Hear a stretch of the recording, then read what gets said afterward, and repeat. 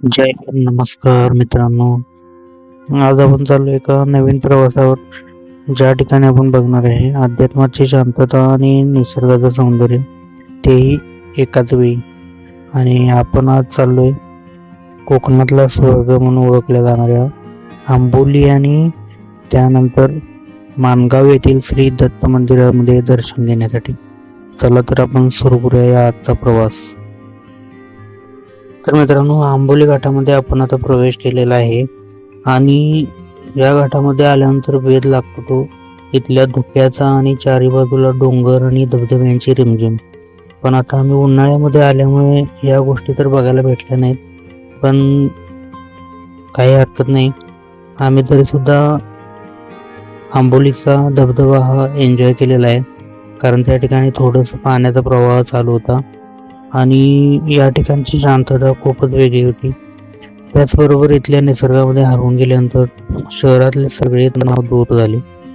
आणि तुम्ही जर आंबोलीला कधी याल तर या ठिकाणी एक सनसेट पॉइंट सुद्धा आहे, तो सुद्धा बघायला विसरू नका.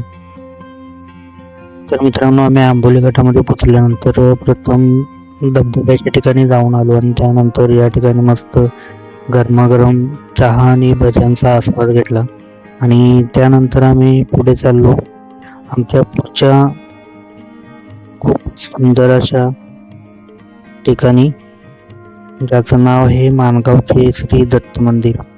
आणि या ठिकाणी आम्हाला काही जंगली प्राणी सुद्धा बघायला मिळाले, जो की समोर दिसतो आपल्याला माकड.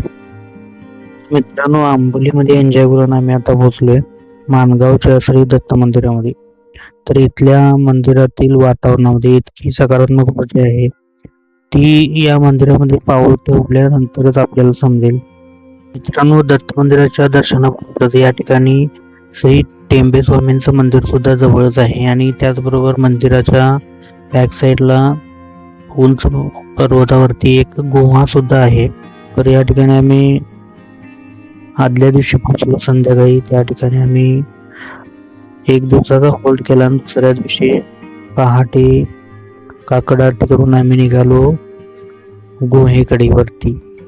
तर खरोखर ही गुहा सुद्धा बघण्यासारखी आहे निसर्गरम्य वातावरणामध्ये. तर मित्रांनो, महाराजांच्या दर्शनाने आमचा प्रवास या ठिकाणी पूर्ण झाला. मित्रांनो, या लॉगची व्हिडिओ जर बघायची असेल तर नक्कीच आपल्या मावळा मी यूट्यूब चॅनलला भेट द्या आणि तुम्हाला हा लॉग कसा वाटला मला कमेंटमध्ये नक्की कळवा. तोपर्यंत सर्वांना नमस्कार.